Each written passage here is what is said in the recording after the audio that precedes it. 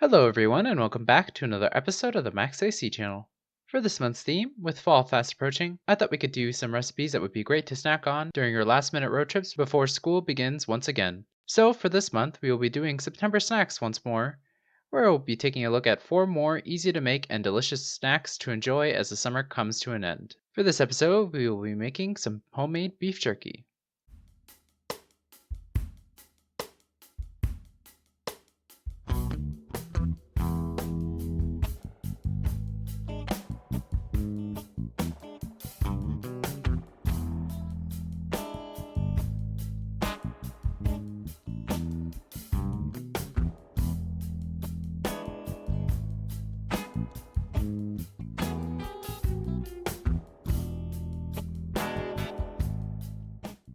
For this recipe, you will need 1 3-pound or so round roast.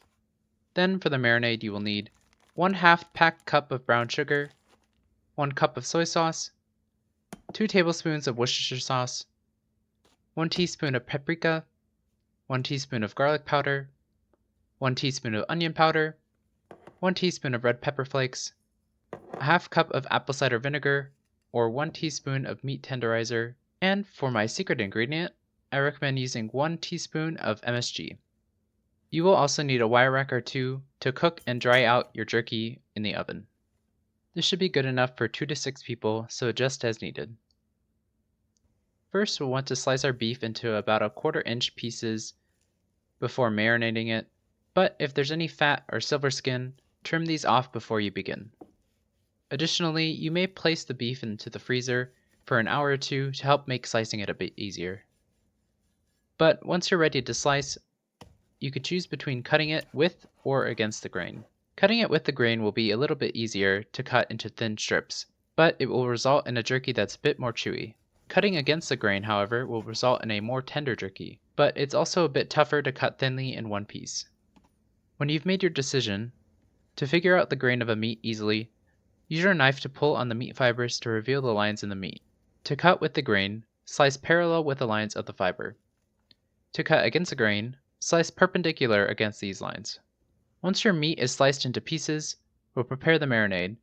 So, to a large bowl or resealable bag, combine the brown sugar, soy sauce, Worcestershire sauce, paprika, garlic powder, onion powder, red pepper flakes, apple cider vinegar or meat tenderizer, and MSG, and mix this until the sugar dissolves completely. Add the meat to the marinade and toss until all the pieces are evenly coated. Cover with plastic wrap or seal up the plastic bag and place it into a bowl to keep it from spilling, and marinate this in the fridge for at least 12 hours or overnight. During this time, make sure to toss the meat or flip the bag once or twice so that all the meat gets marinated evenly. Once your meat has fully marinated, it's time to turn it into jerky. So preheat the oven to 175 degrees Fahrenheit, and while we wait, line 2 baking sheets with some aluminum foil, and then place a wire rack on top of each one.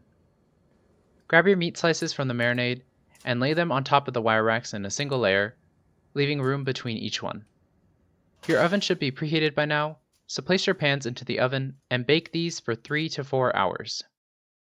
Make sure to rotate your pans from front to back and then top to bottom about halfway through to make sure all of your jerky evenly cooks. Then, once you're done waiting, to check if your meat has fully dried out and turned into jerky, remove a piece from the wire rack and let it cool to room temperature. It should be dried to the touch with a leather-like appearance on both sides, or, well, how jerky normally looks. If it's still a little wet, put it back into the oven for another 30 minutes or so and check again until it's ready. But once all of your jerky is fully jerkied, remove them from the oven and let them cool to room temperature before storing them into an airtight plastic container, resealable bag, or resealable glass jar, and with that, your homemade beef jerky is ready to eat.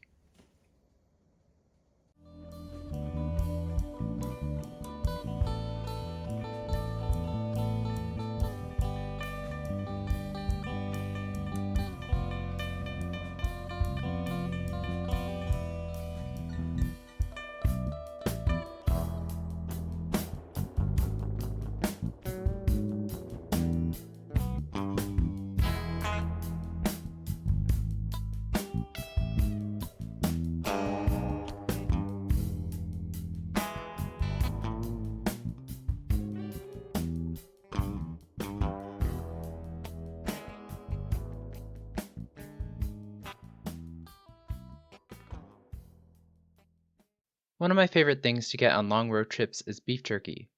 The pure protein is a great way to stay energized and satiated on long drives without the sugar crash from other popular convenience store snacks. But with the high salt content, you might be taking a bit more pit stops than needed. But one benefit of making your own is that you can adjust the salt levels to your own preferences, and you'll save a bit of time and money by not having to stop for your delicious salty snack while on the road. In terms of the different cuts of jerky, I usually prefer cutting against the grain, since I like my jerky very tender. Though sometimes I do enjoy a nice chewy piece of jerky that I can savor the flavor with. So I recommend making a mix to have more variety, but of course you can make it however you like. Speaking of the flavor, another benefit of making your own jerky is that you can change the flavoring entirely up to your preferences. The marinade I created for this recipe is a pretty typical jerky flavoring, but you are of course welcome to experiment with other flavors, such as adding chopped up peppers for a spicier taste, or using honey and barbecue to make honey barbecue jerky. You can even try experimenting with other types of meat, such as chicken, pork, or even more experimental meats like salmon. Just make sure to cut the meat thinly and make sure the meat is fully dry and jerkified after drying it out for the 4 hours or longer if needed. The reason you want to dry out the meat fully is to keep the meat from spoiling. This is also why you want to remove as much of the fat as possible, since fat retains moisture and will cause spoilage quickly. Speaking of which, jerky will keep at room temperature for about a week, or in refrigeration for about a month. But regardless of your preferred cut, flavor, or type of jerky, I recommend making a ton of jerky all at once so that you'll have plenty to snack on your road trips or even while just lounging around your house. Anyway, I hope you all enjoyed the video. In the comments below, let me know how it went if you decide to make it. Let me know if there's anything you want me to make next. Like the video, share with your friends and family, and subscribe to this channel for more episodes of the Max AC channel. And remember, if you want to stay cool in the kitchen, turn your AC to the max and watch the Max AC channel. Today's secret ingredient is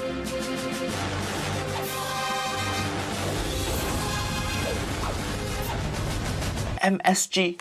Make shit good.